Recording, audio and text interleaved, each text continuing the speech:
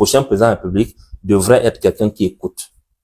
Le président actuel n'écoute pas? Et qui est proche des populations. Est-ce que Paul Biya écoute? Le président Paul Biya n'écoute pas. Si ce n'est pas le cas, il n'écoute pas. J'ai pris si ce n'est pas le cas, c'est vous qui le dites. On prend le cas simple. Mais si ce n'est pas le cas, rien ne dit qu'il ne pourra pas écouter après cette sortie de l'église catholique. On prend des cas palpables, des éléments factuels.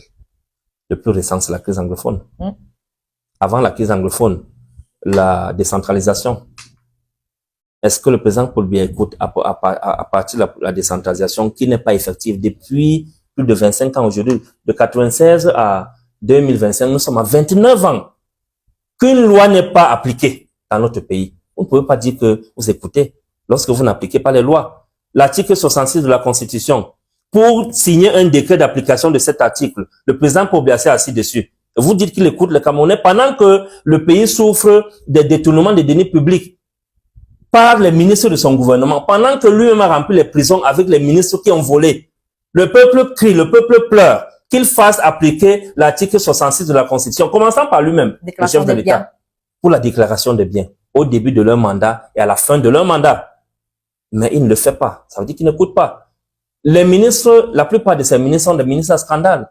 Est-ce que lorsque le peuple crie, il prend des mesures par rapport à ce que la situation soit améliorée ou bien des mesures disciplinaires pour ces ministres-là? Il ne le fait jamais. La crise anglophone. Vous venez d'évoquer un tas de ministres, anciens ministres qui se retrouvent dans les barreaux quand même. Vous-même. C'est pour ça que j'estime que, et je préconise également dans cet ouvrage qu'on doit fermer le TCS. Vous pouvez pas dire qu'il n'écoute pas non plus. On doit fermer le TCS, Albertine.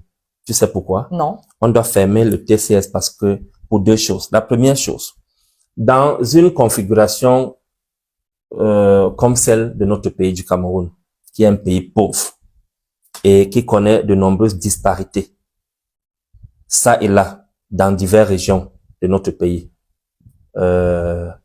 et qui sont marquées par des crises sociales, et ainsi de suite. On ne peut pas admettre une juridiction d'exception.